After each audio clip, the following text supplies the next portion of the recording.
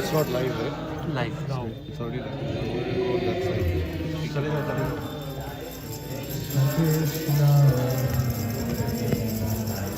You're not recording, huh?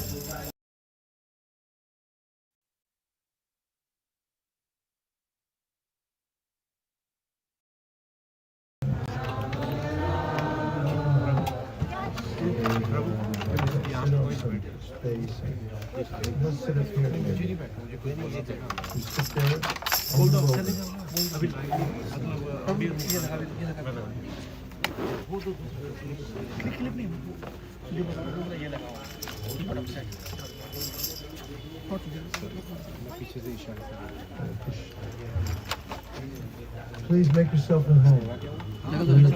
Living in the forest. You stay under one tree. And there's great benediction. Even though there's some benign discomfort, or if there is, don't worry. We're in Vrindavan.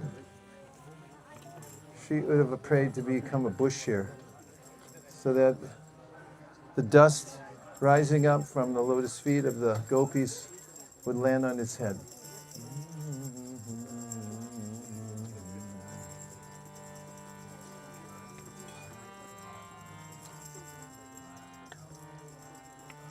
Bring it down. Is this the song?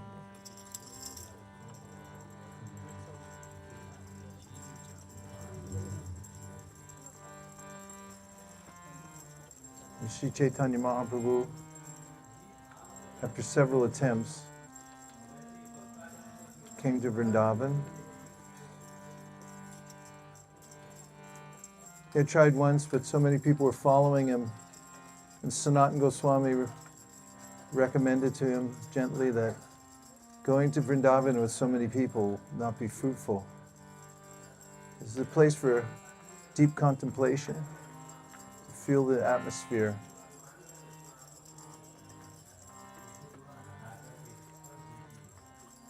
If we come to Vrindavan and we pick up the spirit of the residents here, or we watch people attracted to Krishna, as we see when we're doing kirtan, people naturally offer obeisances. They're highly elevated people. As Rupa Goswami says in the Upadeshamrita, Krishneti yasya giritam manasadriyeta. If you hear somebody say Hare Krishna, you should feel deep respect for that person, and you should, in your mind, offer obeisances. Because it means that they're highly elevated souls. They're not like ordinary people. Massive people are falling into a pit again and again, being devoured by snakes.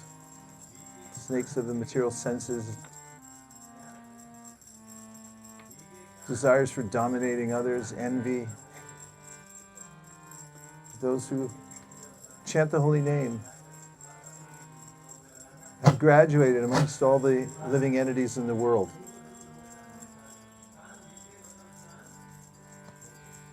Devahuti says in Kapila Dev, in glorifying the power of the holy name, Aho Vatashva Pachato Gariyanya Jiva Gre Vartate Namatubhyam Te Pustapaste Juhuvasna Sna Arya Brahmanatra Nama Granantiete. Oh, how wonderful it is that somebody who's chanting the holy name of the Lord, even a little bit, even with the tip of their tongue, is beyond even the position of a brahmana.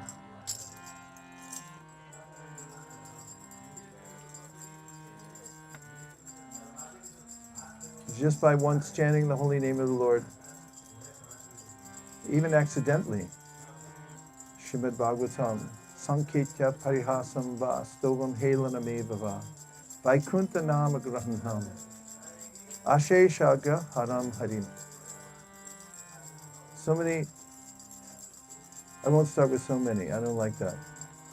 Sinful activities are destroyed just by incidentally saying the holy name of the Lord.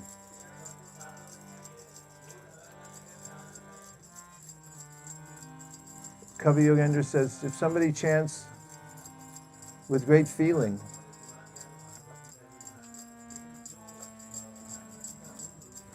that person ties Krishna's lotus feet with the ropes of love, so he can't leave his heart. Prashujati hridayam na yasya sakshat darir avasha abhihito pyagoganasha pranaya rasanaya dhritangi padma sabhagavata bhavati pradana ukta. Topmost devotees are those who chant with full realization that Krishna and his name are non-different, and they've developed love for Krishna within their hearts. Pranaya rasanaya dhritangi padma. They bind Krishna's lotus feet, the ropes of love. It's said in the Srimad Bhagavatam,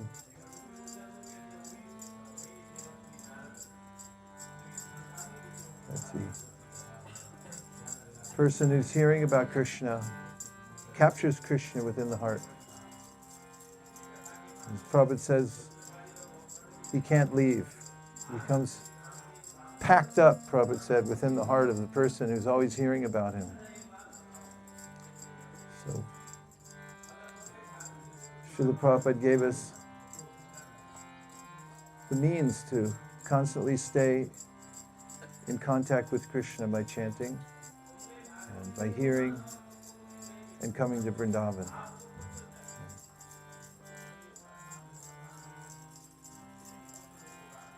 So if we feel sad that we're leaving Vrindavan, that's a good thing. We should feel separation even while we're here.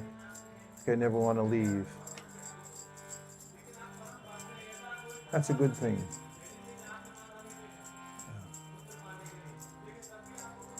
Sri Chaitanya Mahaprabhu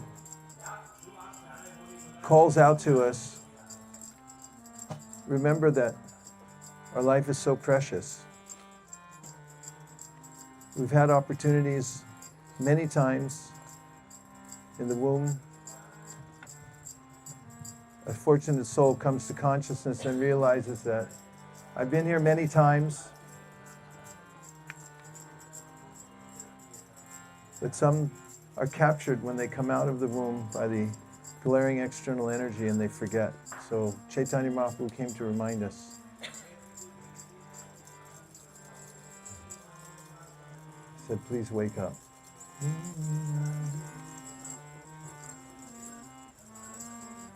Jeev jago, Jeev jago, Gaura Chandra bole.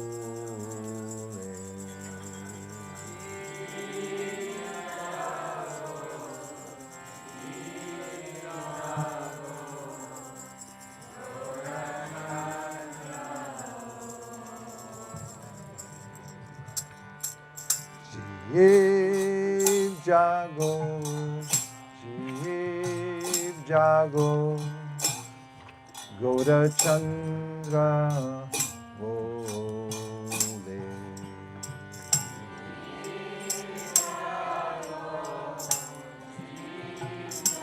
Good.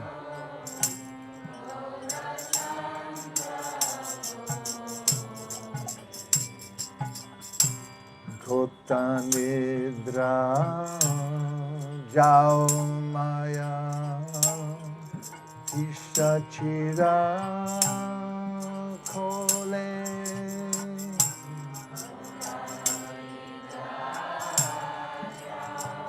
How long will you stay asleep in the lap of the witch called Maya?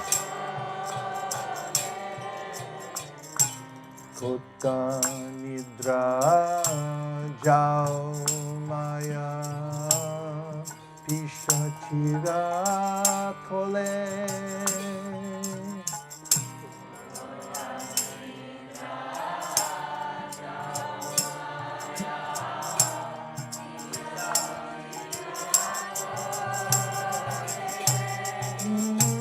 Jeev jago, Jeev jago, Gaura Chandra bole.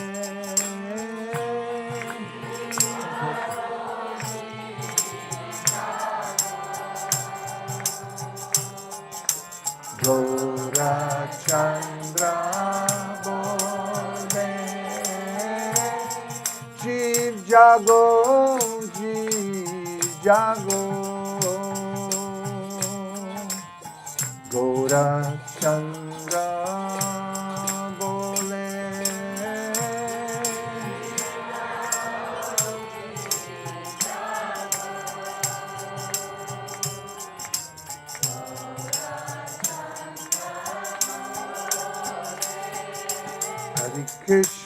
Hare Krishna, Krishna Krishna, Hare Hare, Hare Rama, Rama Rama, Hare Hare. What's next?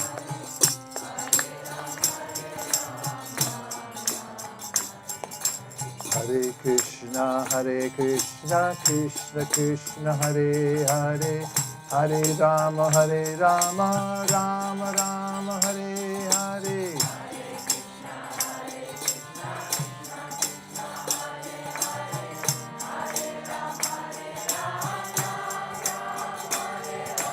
Hare Krishna, Krishna Krishna, Hare Hare, Hare Rama, Rama Rama, Hare Hare.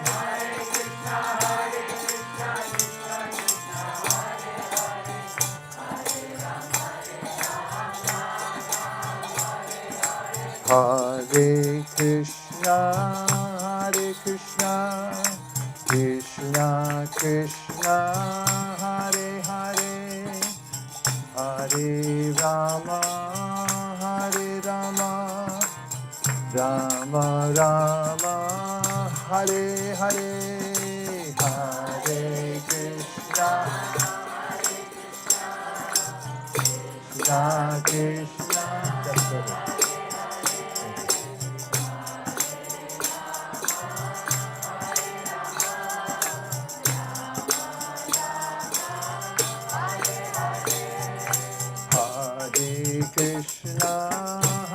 Krishna, Krishna Krishna, Hare Hare, Hare Rama, Rama Rama, Hare Hare, Hare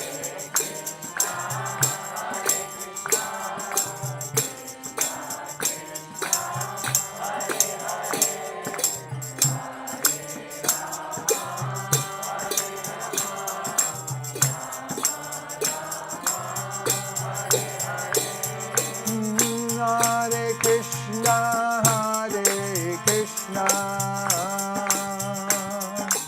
Krishna Krishna, Hare Hare, Hare Rama, Rama Rama, Hare Hare.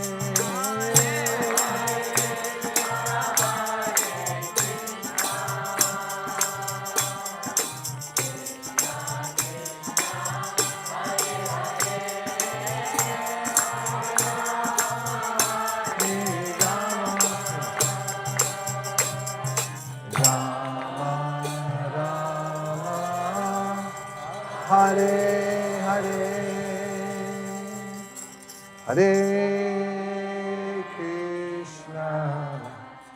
Hare, Hare Krishna, Krishna Krishna, Hare Hare, Hare Rama, Hare Rama, Rama Rama, Hare Hare.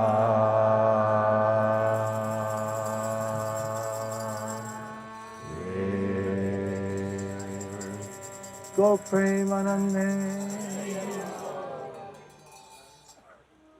I first offer my respectful obeisances to His Divine Grace, Srila Prabhupada. Uddhava and Kund. When Krishna was nearing the time of leaving this planet. He had been called by Brahma, as we discussed earlier. And Brahma and all the demigods came to Dwarka. And they prayed to the Lord again. Beautiful prayers. So many prayers, so little time, right? And they congratulated him for his appearance in the world and having diminished the burden of the world as they had requested. And then Brahma specifically noted that you've accomplished your task. As Krishna himself says in the Bhagavad Gita, Paritranaya sadhunam vinashaya chaduskritam. He comes regularly to uplift the devotees and to cut down the demoniac forces. And they said, you've completed your task.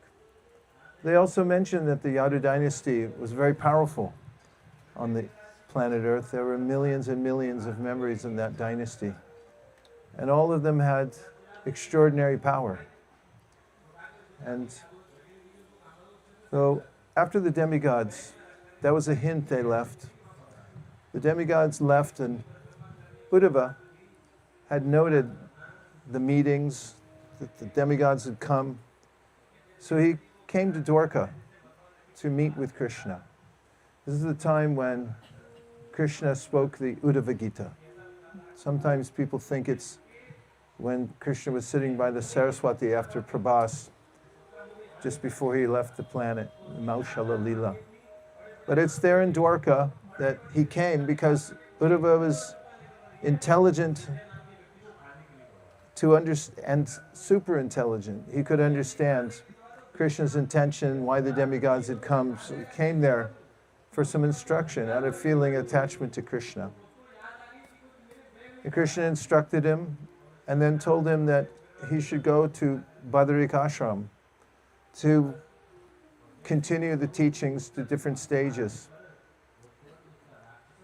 And after Uddhava had left Dwarka, he felt such separation for Krishna that he circled back. And Krishna had made a plan to not only remove himself from the world, but also his dynasty.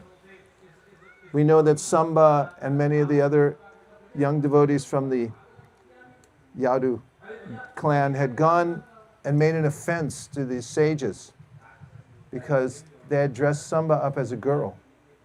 And then they went to the sages and they pretended that Samba was a pregnant girl, and they said, oh, sages, what do you think she'll give birth to, boy or girl? And knowing that they were being disrespected, whimsically, there's no reason for them to do that, those boys. They knew better, but somehow they fell into this whimsical mood and were playing with fire. So that Narada said to them on behalf of the sages, you will give birth to a lump of iron, and that iron will be the destruction of your entire dynasty. They were shocked. Have you ever been shocked before? When you're doing something whimsical and then all of a sudden somebody chastises you and you realize, I'm such a fool, I'm such a fool, I'm such a fool. They said that mantra all the way home. They ran, again, made a second mistake, straight to Ugrasena, the king, instead of going and begging mercy from Krishna.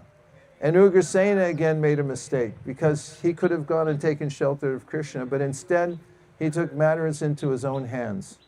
Should never take matters into our own hands.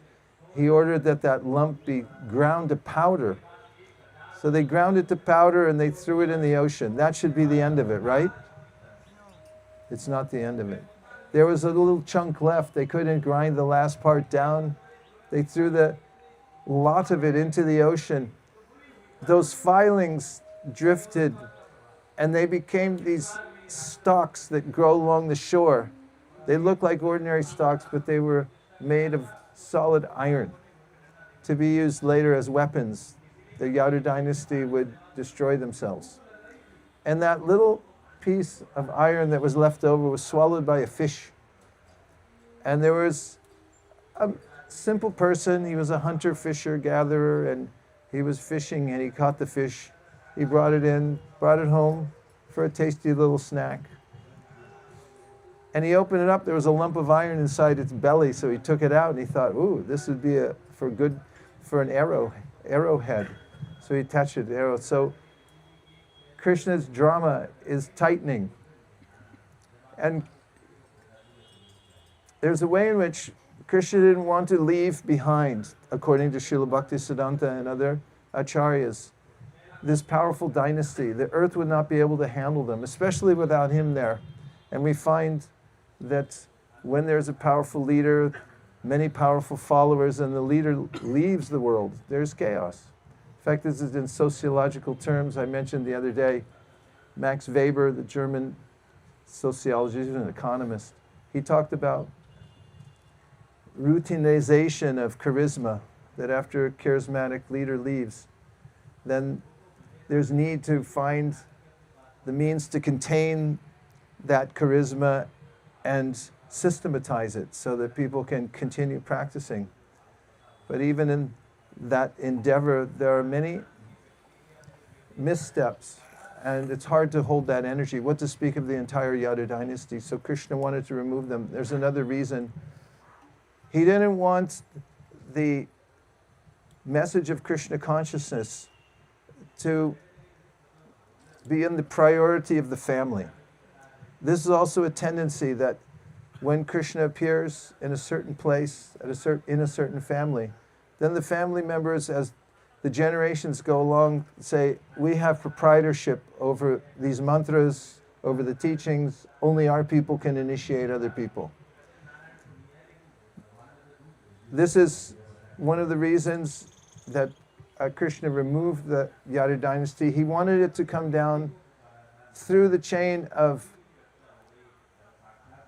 shiksha and the transmission of pure devotees speaking about pure devotional service to others, regardless of material qualification, and not have it be under the propriety of a certain family dynasty.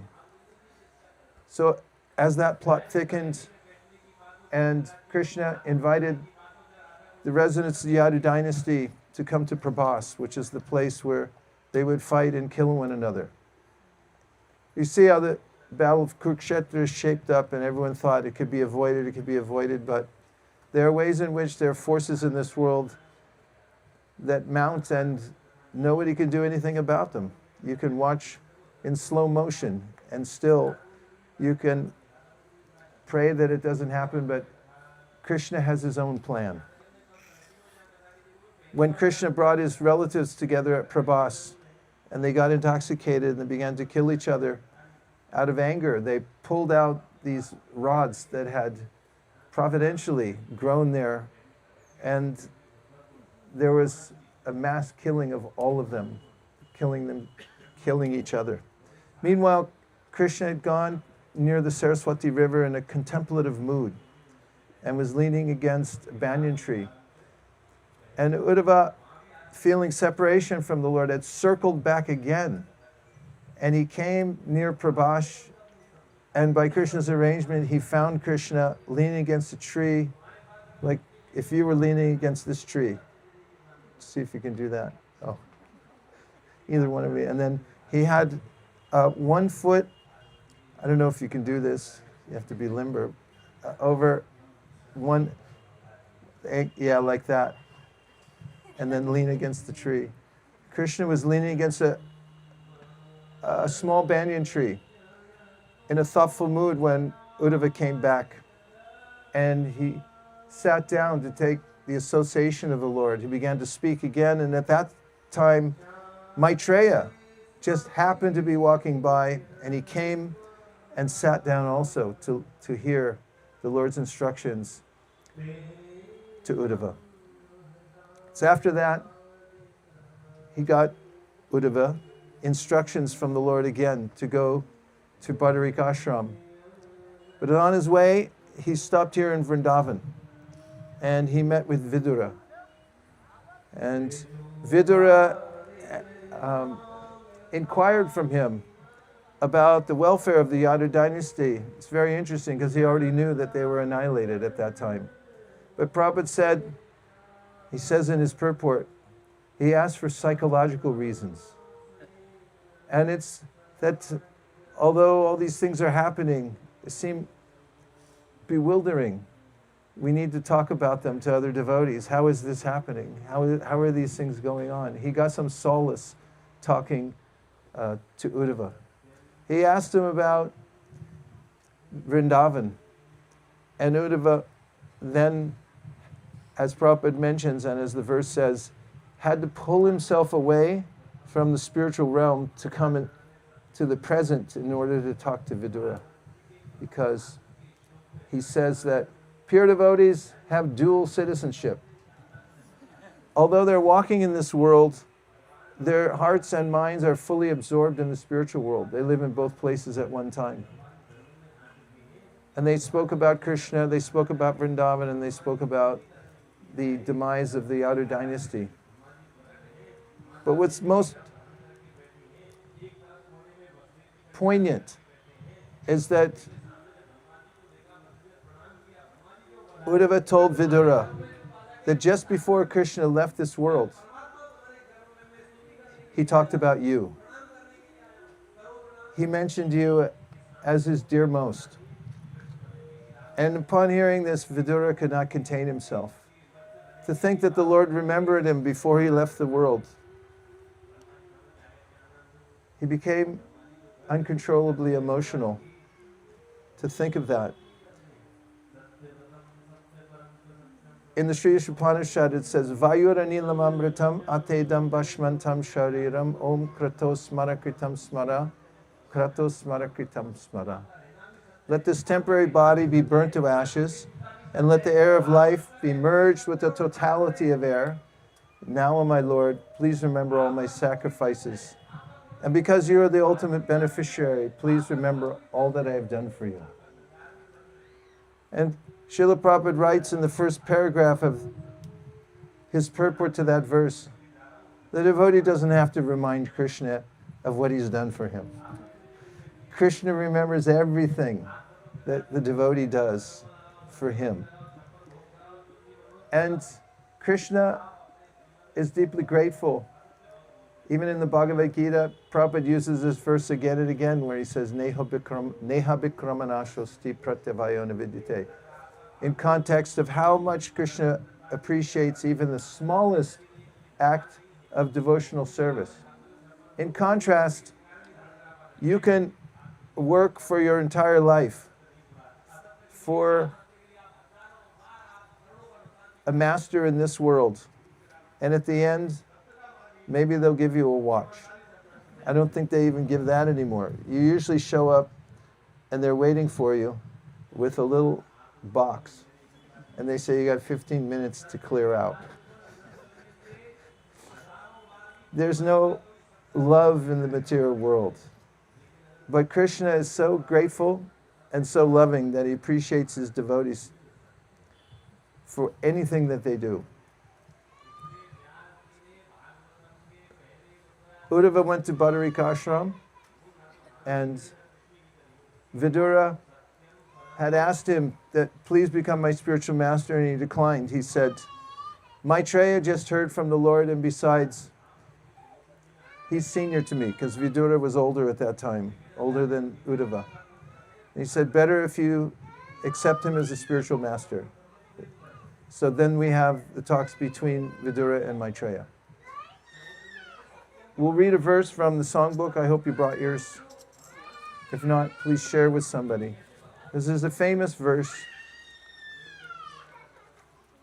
If you'll find it for me again. It's right there. Okay. I'll tell you in about 30 seconds. It's on page 236. I need harmonium though. It's 1047-61 and it's on page 236. As we know, Uddhava had come to Vrindavan on Krishna's behest. It was apparently because Krishna wanted to deliver a letter to the gopis and to all the residents of Vrindavan, to his parents as well. He wanted them to know that he was well and that he was coming back soon. But he also gave some knowledge there, which the gopis found odd, because it was mostly Gyan. And he gave the same advice when they came to Kurukshetra. And our acharyas say that their mood was, please, Krishna, don't tell us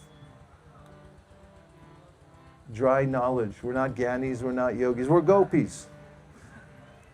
And when Krishna sent Uddhava to Vrindavan, our acharyas explained that he wanted to see the superior quality of devotional service. When I was in the Govardhan Eco Village, Radhanath Swami was taking us around, showing us various features. And we were appreciating the swans very much, the way they swim in the water. There's nothing quite as graceful as a swan swimming. And there's also geese. And he's saying before the swans were there were only geese. The geese don't look so bad before you see a swan. And Maharaj said he told the brahmacharis, bring some swans there. And they said, we already have swans, because they thought the geese were swans. But then they went out, followed his instruction, and they brought some swans. And then they say, oh, now we see the difference. Until you see a swan, you don't know that a goose is ugly in comparison. So until we feel Vrindavan, we think the world's okay. Until we experience the sweetness of Krishna's love for his devotees, we think everything in the material world is lovey-dovey and everything's fine. But it's not fine. It's a complete grind in the material world. And when Uddhava came here, he had this experience, the sublimity of the love of the devotees here for Krishna.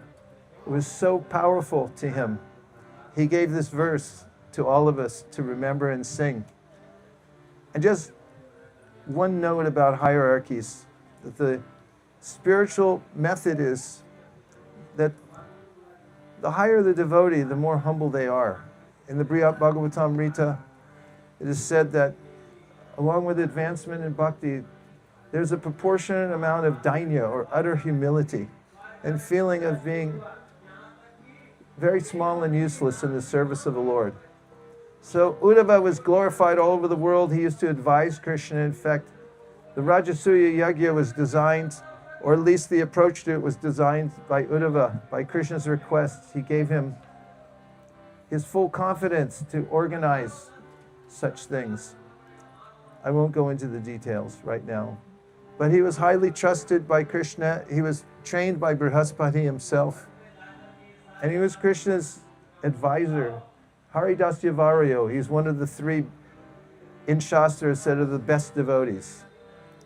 But when he came to Vrindavan, here's what he said. Asammaho charatarenuchisham mahamsyam Vrindavane kimapi gulmalataushadinam Yadusya jam swajanam aryapatam sahitva Ejur mukunda padavim shutibiriminya Asammaho charanarini jusham mahamsyam Vrindavane kamapi gulmalataushadinam Yadusya jam swajanam aryapatam chahitva Bejur makunda patavim shutipiriminyam Asammaho charanarenu jusham mahamsyam Vrindavane kimapi gulma bhutaushadinam Yadusya jam swadanam aryapatam chahitva Bejur makunda padavim shutipiriminyam. The gopis of Vrindavan have given up the association of their husbands, sons, and other family members who are very difficult to give up, and they have forsaken the path of chastity to take shelter of the lotus feet of Mukunda, Krishna, which one should search for by Vedic knowledge. Oh, let me be fortunate enough to be one of the bushes, creepers, or herbs in Vrindavan, because the gopis trample them and bless them with the dust of their lotus feet.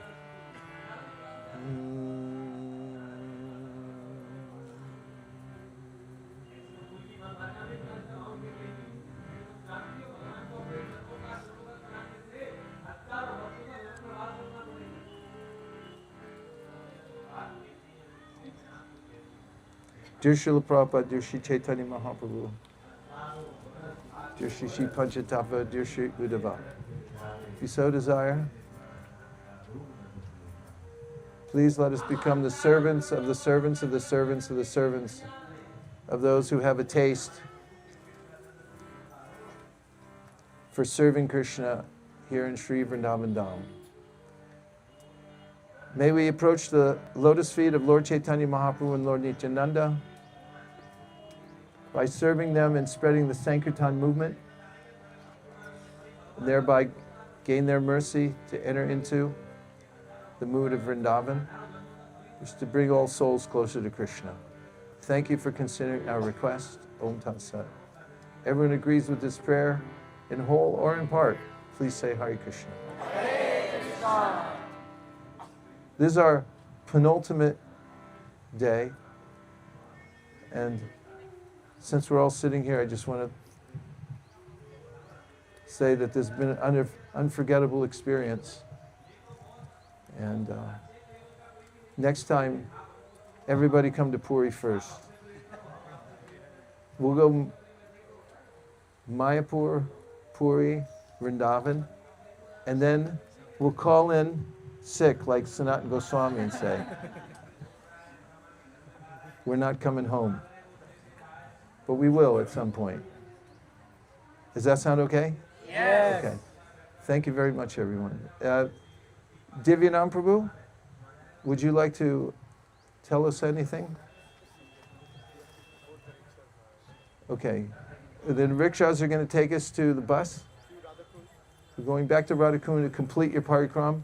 Just FYI, in the parikram padatis that this talk about, Sanatana Goswami talks about parikram, and he allows for using a conveyance to go around Govardhan Hill. Of course, those times there was more like bullock carts. But the sweetness of walking around, I was thinking about Kriyasu and the physical labor of serving Krishna. Isn't it so nice just to see everyone walking around Govardhan Hill? And it's such a sublime process. You just go in a circle, but going around, there's no expectation that you're going to get somewhere specific. You just want to be there with everybody else walking around Giriraj. And when you do such things in the Dham, then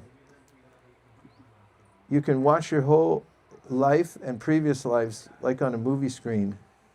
And then Yastvindra Gopa Matavendra Mahosa Karma Bandhanu Rupa Palabhajana Matanoti Karmani Nirda Hatikintucha Bhakti Bhajam Govinda Mari Purushamta Mahamajami.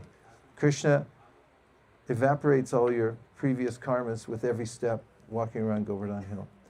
Or driving around hell-bent in a rickshaw. Vanchakalpa Rishya Kripa Sindhaveva Chapatitanam Pavanibhyo Vaishnavebhyo Namo Namaha. Ananta Godi Vaishnavini Ki Jai.